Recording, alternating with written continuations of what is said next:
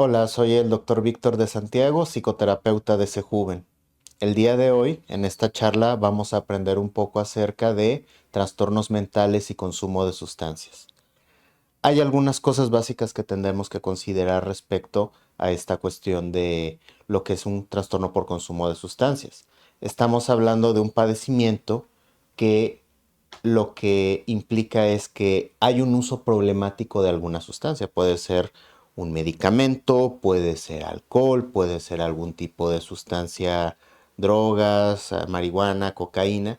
Y todo esto lo que sucede es que el individuo va a consumirlo de manera intensa, aún a pesar de sus consecuencias dañinas. Es como cuando uno básicamente uno puede tener una información, digamos, racional respecto al daño que nos puede hacer un cierto tipo de comportamiento o en este caso el consumo de una sustancia, pero cuando ya hablamos de un trastorno es algo que ya no podemos detener y que ya empieza a tener ciertas implicaciones en nuestra salud, tanto física como emocional. Y muchas veces nos puede ser difícil el poder distinguir eso, ¿no? Es como esta metáfora de la rana dentro del agua y que le van subiendo un gradito hasta que la rana se cocina, ¿no? A veces es algo un poco difícil de detectar. Ahora bien, ¿cómo es que se relacionan los trastornos mentales con la cuestión del consumo de sustancias? Por una parte, podemos pensarlo como el dilema del huevo y la gallina. ¿Qué es lo que causa el trastorno mental? ¿El consumo de sustancias puede ser causa de un trastorno mental o el padecer un trastorno mental puede hacernos más susceptible a un trastorno de consumo de sustancias? Esas son algunas de las cosas que iremos también aclarando dentro de esta charla. Hay un término que se usa para nombrar cuando están presentes dos situaciones, una situación de salud mental y una situación de consumo. Los profesionales le suelen llamar patología dual, es decir, a una problemática le sumamos otra y entonces ahora tenemos que atacar dos problemas en vez de uno. Ahora bien, también que nos referimos con trastorno mental, porque eso puede ser que sea algo que escuchemos muchas veces, trastorno o enfermedad mental. Se trata de una alteración que nos es significativa en alguna cuestión también físico, emocional, conductual o relacional y que va teniendo consecuencias duraderas en nuestra vida, en términos de deterioro, es decir, algo que antes podíamos hacer con de cierta manera, empezamos a perder esa habilidad, por ejemplo, la habilidad de socializar con otras personas, ¿no? Puede ser que uno experimente un deterioro en sus relaciones interpersonales o la habilidad de pensar con claridad o bien la habilidad de controlar nuestras emociones o de poder manejarlas. Y entonces ahí es donde vemos que empieza a haber un asunto donde se juntan el asunto del consumo de sustancias y el trastorno mental. ¿Por qué? Porque una de las razones por las que consumimos sustancias psicoactivas, las personas, es por el hecho de que alteran algo de estas funciones. Nuestras funciones del pensar, en algunos casos nos pueden ayudar a desinhibir o a bajar ciertas ansiedades, en principio. El problema, como decíamos, es cuando eso va teniendo ciertos efectos duraderos.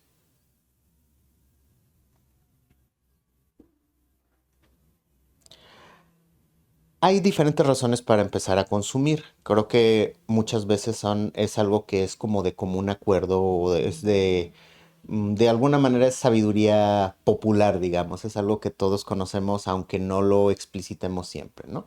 A veces es por simple y sencillamente una búsqueda de algo placentero, ¿no? El poder sentirte de alguna manera bien de manera inmediata con una sustancia. Es algo que nos requiere relativamente poco esfuerzo y que nos lleva a una recompensa relativamente inmediata.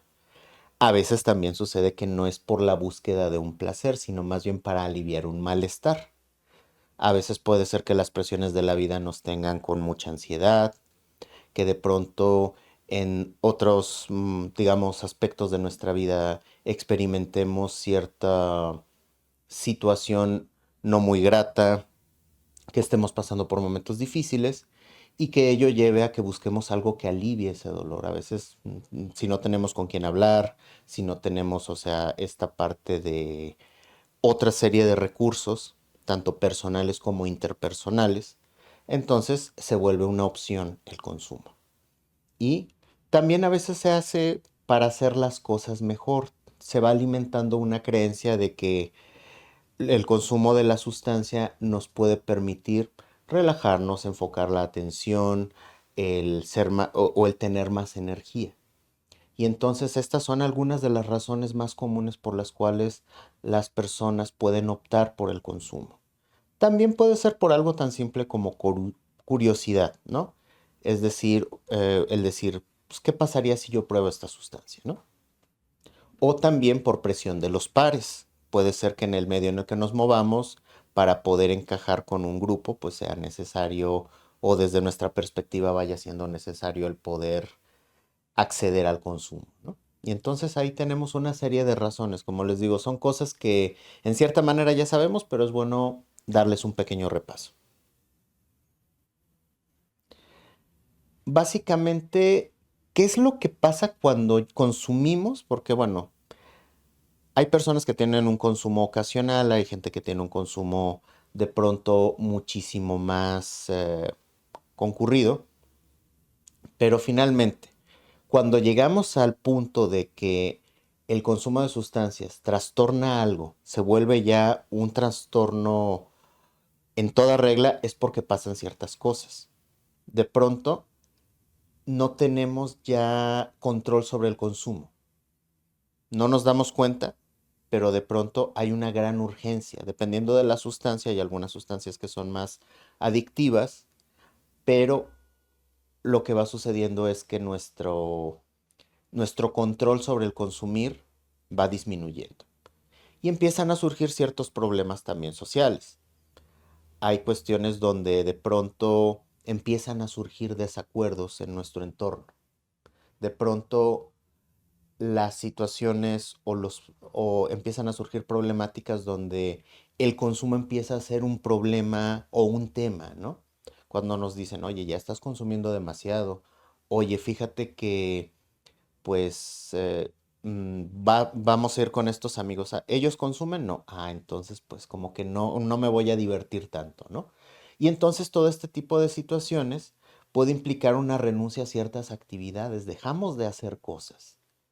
¿Por qué? Porque empieza a ser el centro la conducta de consumo. Y entonces ahí es donde vamos teniendo esta falta de control y estas problemáticas sociales. También empiezan las situaciones de riesgo.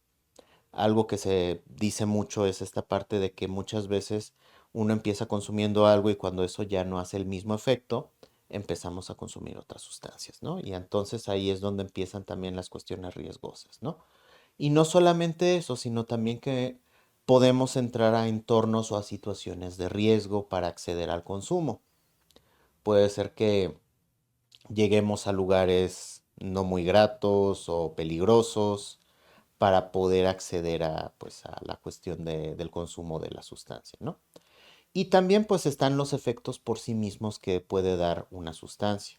Sabemos que, por ejemplo, hay algunas que generan esta cuestión de tolerancia y que en algún momento dado necesitamos más de la sustancia para poder de alguna manera mantener un efecto. Esto es algo que depende en parte de la sustancia y depende también en parte del organismo. Los organismos son diferentes. Una cosa que yo les sugiero es que si en algún momento están en esta dicotomía de pensar en consumir o no consumir, una cosa muy importante es revisar nuestra historia familiar. Primero que nada, ¿por qué? Porque si hay historiales de otros trastornos mentales que no tengan que ver con el consumo, eso nos pone en riesgo. Nos pone en riesgo, por ejemplo, si en un entorno familiar, en parientes de primero o segundo grado, hay antecedentes de esquizofrenia, de trastorno bipolar, de depresión, que estos son los que podríamos decir algunos trastornos mentales, de ansiedad. Entonces, la forma en la cual la sustancia va a viajar por nuestro organismo, cómo se va a metabolizar y qué efectos a largo plazo puede tener, van a ser muy distintos. Hay estudios, muchos estudios que muestran que, por ejemplo, consumo de marihuana y la situación de tener antecedentes de un padecimiento como esquizofrenia o trastorno bipolar pueden implicar un mayor riesgo de desarrollo en la persona que consume de esto. No es una regla fija, no es de consumo marihuana y ya a partir de ahí tengo la esquizofrenia, pero sí implica un mayor riesgo. Como les digo, cada organismo es diferente, pero es mejor tener esta información y poder de ahí tomar una decisión más informada y consciente.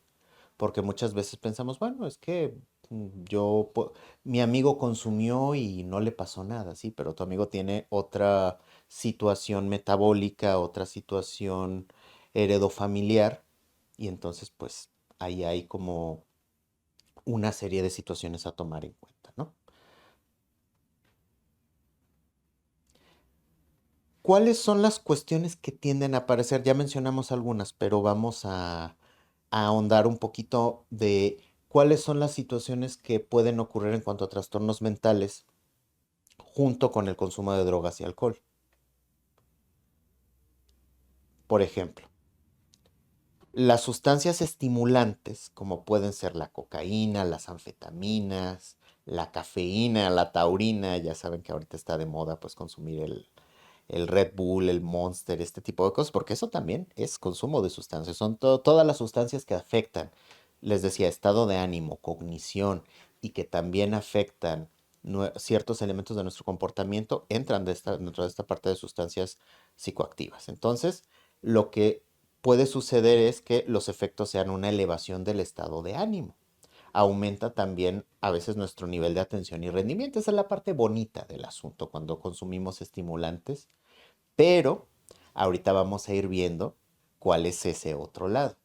Entonces, las sustancias estimulantes van teniendo estos efectos que al inicio pueden parecer positivos, pero hay algo que llamamos gradiente de consecuencias inverso. ¿Qué significa esto? Cuando nosotros implementamos una solución, pero esa solución eventualmente se va haciendo parte del problema. Es decir, ¿qué pasa cuando junto con este estado, esta alteración del estado de ánimo, esta mayor alerta o este mayor rendimiento físico ya no se puede sostener o se requiere más consumo o empieza a afectarnos ya no haciéndonos sentir activos, sino haciéndonos sentir demasiado alertas, ¿no? Ahí es uno de los puntos que vamos a ir considerando en esta charla, ¿no? Están, por ejemplo, también las sustancias que son alucinógenas, ¿no? Que también están de moda, el LSD, la ketamina, el cannabis, ahora que está de moda esta cuestión de la ayahuasca. Y entonces lo que van a hacer son alteraciones más en el campo de la percepción y el juicio de realidad. También afectan el estado de ánimo, pero bueno, muchas veces cuando estamos bajo estrés tenemos esta idea de querer escaparnos un momentito de ciertos elementos de la realidad. Y bueno, a veces el optar por el consumo de estas sustancias se ve como una opción viable para algunas personas, pero vamos a ir explorando, como les decía, qué es lo que sucede cuando ya llegamos a ese otro polo. Están también los depresores, el alcohol, las benzodiazepinas, los opiáceos, como puede ser la heroína o la morfina. O sea, ya también hablamos no solamente de cosas que puedes encontrar en el consumo diario, legal o en un consumo no tan legal, en un mercado gris, también hablamos de medicamentos que tienen un cierto control, como puede ser el asunto, por ejemplo, de la morfina, ¿no? Y ahí vamos teniendo un efecto relajante, disminuye la actividad cerebral, hay una sensación de sedación y de somnolencia, el sistema nervioso central empieza como a deprimirse, es decir, en un sentido de que empieza a ser menos activo y en dosis muy pequeñas provoca cierta euforia y quita algo de dolor. Obviamente que cuando uno ya se pasa de esa dosis se produce más bien la somnolencia. Pero entonces lo que va pasando es que, bueno, tenemos estos efectos, tenemos estos tres grandes grupos de sustancias, estimulantes, alucinógenos y depresores. Y hasta aquí uno podría decir, bueno, ya sabiendo qué efecto tiene, yo puedo elegir cuál consumo y hasta ahí se acabó la cosa, pero acuérdense la advertencia que hicimos al inicio. Hay que ver algunas cuestiones de nuestros antecedentes, cómo funciona nuestro organismo la frecuencia de la sustancia y qué pasa cuando se empieza a hacer una situación de consumo regular y consumo riesgoso. Entonces, ahí es donde empiezan a entrar el campo de los trastornos mentales. Como les decía, hay veces que un trastorno mental puede venir como consecuencia del consumo de la sustancia, o hay veces que traemos el trastorno mental desde antes y el consumo de la sustancia puede agudizar los efectos o puede hacer que se descontrole algo que estaba ahí encapsulado, ¿no? Un ejemplo puede ser los que llamamos los trastornos de personalidad, que es un diagnóstico psiquiátrico súper común cuando hablamos de ciertos consumos de drogas, ¿no? Básicamente es como toda sustancia que consumimos de alguno de los grupos que acabo de mencionar afecta nuestra personalidad. Si eres tímido y de pronto te vuelves más desinhibido, bueno, eso ya es una afectación de algo de nuestra personalidad. Y puede parecer a primera vista algo que no sea tan malo, ¿no? Pero luego hay otros cambios en la personalidad cuando el consumo se hace muy riesgoso, muy repetitivo, que ya no están tan adecuados, ¿no? Como puede ser pasar de ser desinhibido a ser agresivo, o a ser intolerante, o a estar demasiado alerta, o incluso estar muy suspicaz, ¿no? O sea, esos patrones de personalidad. O que de pronto ciertas situaciones o convenciones sociales que puede, por ejemplo, pues respetar el espacio de los demás, hablarle a las otras personas con cierta empatía, con respeto, estas normas sociales que nos rigen, que de pronto también queden aplastadas por el cambio en la estructura de la personalidad. Y una de las cosas también, mientras más temprano el consumo, mayor puede ser el efecto que tenga duradero en cómo configuramos nuestra personalidad. Porque recuerden, ¿qué es nuestra personalidad? Son los patrones que vamos aprendiendo a lo largo de la vida. Son los patrones en los cuales nosotros vamos aprendiendo cómo resolver problemas, cómo nos sentimos en ciertas situaciones, cómo actuamos de manera general respecto a ciertas relaciones interpersonales. Todo eso abarca la personalidad. Y cuando uno mete una variable como puede ser una sustancia, puede haber una afectación también en el desarrollo de la personalidad o un cambio en la personalidad que ya establecimos si el consumo es ya cuando somos adultos, ¿no? Está también, por ejemplo, lo que sucede con trastornos de control de impulsos. Cuando se consumen, por ejemplo, situaciones estimulantes, sustancias estimulantes, podemos empezar a presentar también trastornos relacionados con el control de impulsos. Hay ciertas cosas que se vuelven compulsivas. ¿Qué es una compulsión? Una acción que no puedo detener. Que yo incluso puedo decir, oye, está mal que haga esto, pero ya no la puedo detener. Y eso puede ser no solamente en el consumo de sustancias, también hay otro tipo de adicciones más de corte externo, como puede ser la ludopatía. Por ejemplo, las personas que tienen esta parte de ludopatía o adicción al juego, que van demasiado al casino, pierden mucho dinero, etcétera, también están a veces en una situación de una problemática de control de impulsos. Está también, por ejemplo, ahora yo creo que muchos nos conectaremos con esta parte de decir, bueno, pues también a veces el consumo de redes sociales, el consumo de cuestión de estar en el teléfono todo el tiempo de una manera donde si no lo tenemos se vuelve un malestar, a veces nos puede llevar a una situación donde ya no es solamente una conducta, sino que se vuelve una conducta con este corte de compulsión. No lo puedo detener, aunque yo sepa que quizá no es lo más adecuado para mí. Están también los trastornos del estado de ánimo, que eso también puede afectar más o menos entre el 20% y 60% de las personas que consumen algún tipo de sustancia tienen un trastorno del estado de ánimo, del humor. ¿Por qué? Porque se pueden volver o más activos, o se pueden deprimir, o pueden experimentar arranques de ira, etcétera. O sea, ahí vamos viendo que, fíjense las cosas que van cambiando. Puede cambiar desde nuestros patrones muy generales de cómo nos conducimos por la vida, la forma en la que reaccionamos a ciertas cosas y podemos controlar o no nuestras acciones, nuestro estado de ánimo y también La cuestión ya como tal, como les decía, de a veces irnos a estos picos en el estado de ánimo, irnos demasiado a la parte de demasiada actividad, lo que denominamos manía, o irnos a la parte de ese sentimiento de tristeza e insatisfacción muy pronunciado que sería la depresión. Ahora bien, esos pueden ser algunas consecuencias de el consumo de sustancias, pero también hay otras cuestiones que pueden aparecer junto con el consumo de sustancias, como decíamos hace rato, en esta situación del huevo o la gallina. Y ya son los trastornos mentales en toda regla, por ejemplo, la esquizofrenia. La esquizofrenia es una pérdida masiva de la realidad y una desorganización del pensamiento, del lenguaje, de nuestros afectos. Es muchas veces cuando ustedes o yo vemos películas donde se retrata el asunto del trastorno mental o de la enfermedad mental, se suele hacer casi siempre referencia a esta pérdida de realidad de la esquizofrenia. ¿Cómo se relaciona? Vamos pensando en esta analogía del huevo y la gallina. Puede ser que alguien tenga antecedentes o una vulnerabilidad heredofamiliar para desarrollar esquizofrenia porque tuvo algún familiar que padeció este trastorno. Y entonces yo, persona, llego y consumo una sustancia alucinógena. Se me ocurre un cuadrito de LSD, se me ocurre fumar marihuana, unos brownies espaciales, etcétera.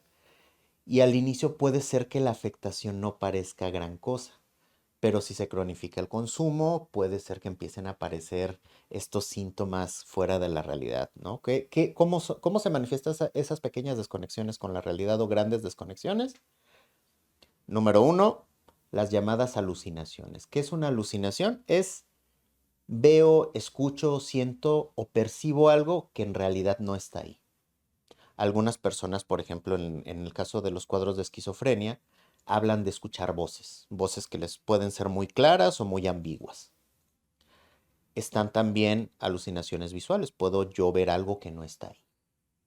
Alucinaciones anestésicas, ¿no? O sea, en el consumo de, por ejemplo, del alcohol puede ser cuando es, digamos, partícipe el alcohol de una alteración alucinatoria, una de las más comunes es sentir que se te suben hormigas al cuerpo.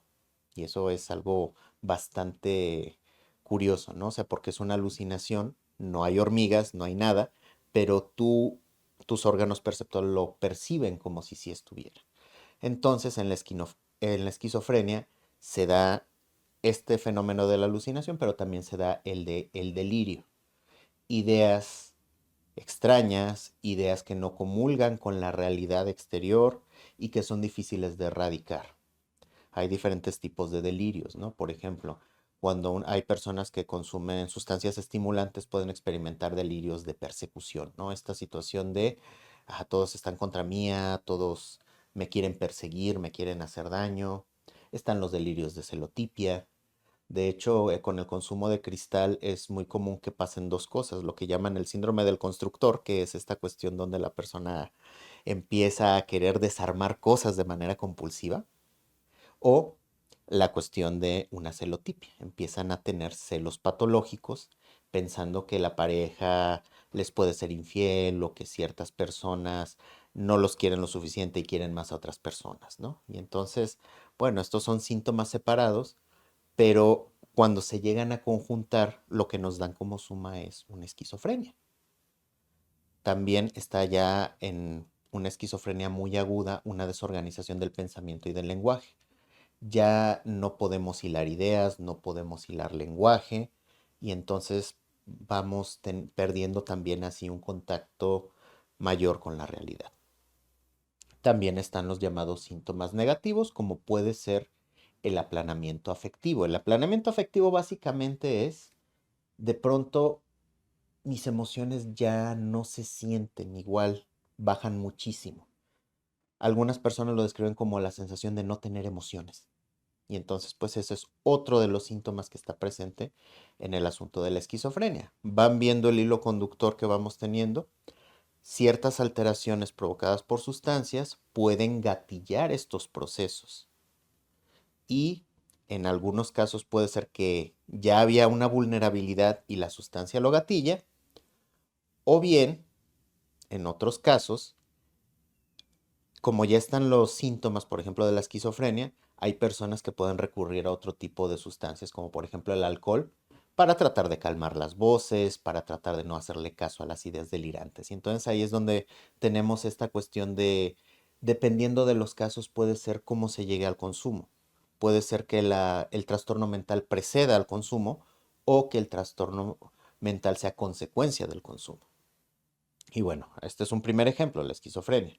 Pero también están los trastornos de ansiedad, que la ansiedad, bueno, la experimentamos todos, pero ya se vuelve un trastorno cuando es generalizada en muchas situaciones o cuando hay cosas específicas que nos provocan mucha ansiedad. Por ejemplo, la llamada ansiedad social.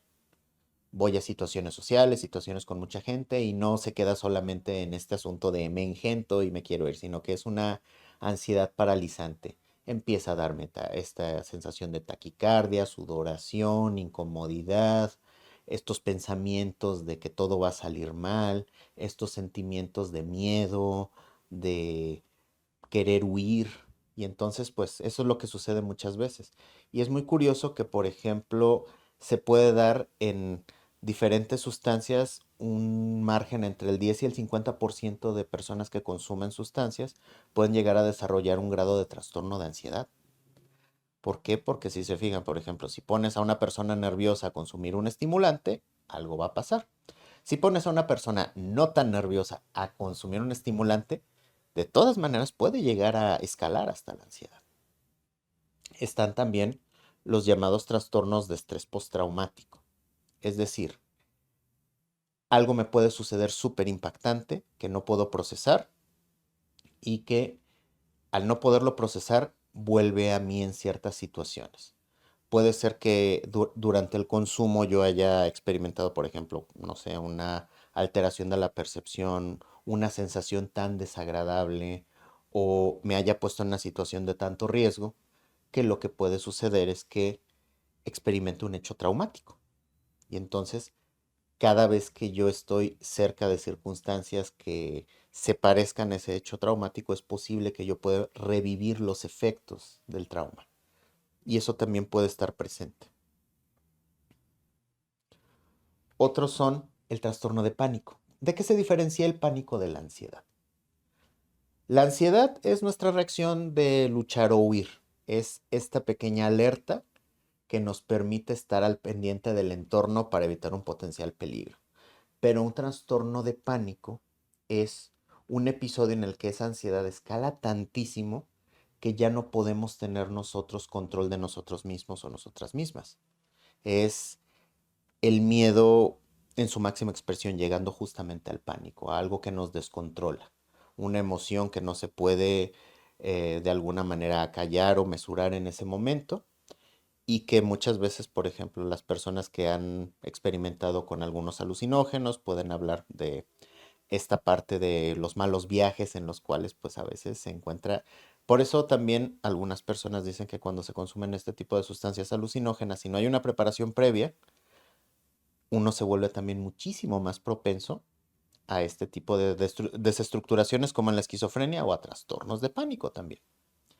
Entonces también otra cosa que puede ocurrir, o bueno, otro trastorno que puede estar relacionado es el trastorno de déficit de atención e hiperactividad.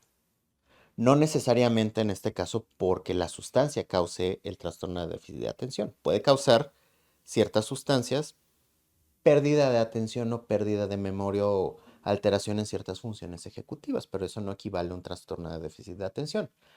Aquí lo que pasaría es que hay personas que, y a veces es algo muy común de escuchar en ciertos lugares, que hay personas que tienen trastorno de déficit de atención, el llamado TDAH, y dicen, bueno, es que yo prefiero fumar marihuana a tomarme el medicamento que me recetaron porque me hace sentir más tranquilo. Ok, hay personas a las que les puede funcionar, como decíamos, cada organismo es diferente, pero también es un volado, porque si a ti, en lugar de calmarte ciertos síntomas de hiperactividad o ayudarte a focalizarte, lo que hace es que te provoca el efecto contrario o que cada vez vas necesitando más de la sustancia para mantenerte enfocado, entonces ahí ya es un foco rojo. Entonces tenemos que ir midiendo estas cosas.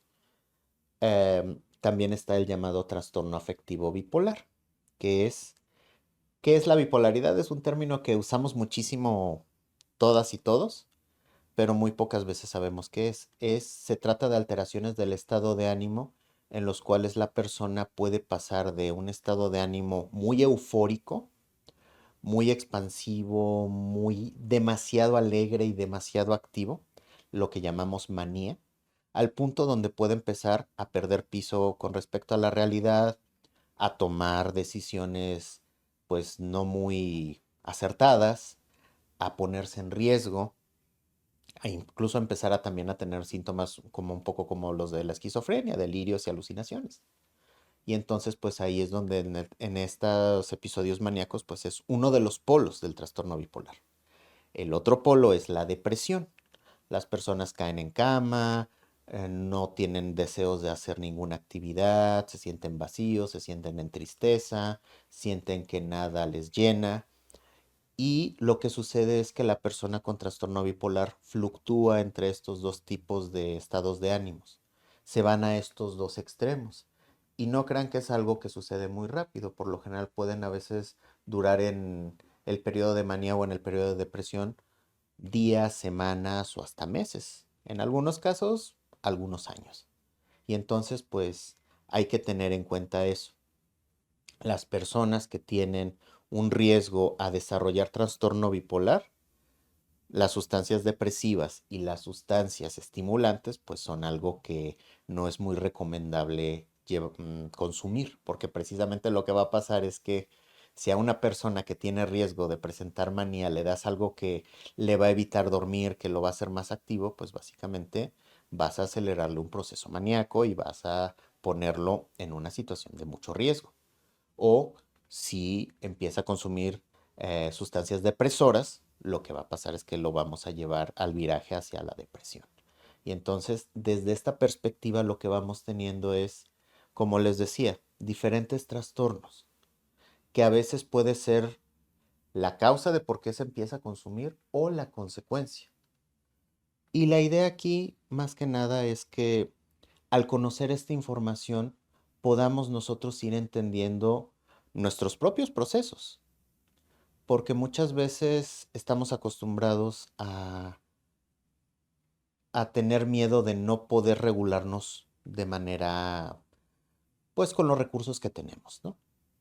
A veces podemos pensar que con cierta sustancia, con cierta pastilla, podemos evitar hablar de lo que nos preocupa o podemos darle la vuelta a una situación que nos estresa o podemos evitarnos esa charla incómoda con alguien importante a quien le tenemos que decir algo. Y a veces lo que sucede es que ese camino fácil puede llevarnos a diferentes ramificaciones, como decía. Hay personas, es una cuestión de estadística.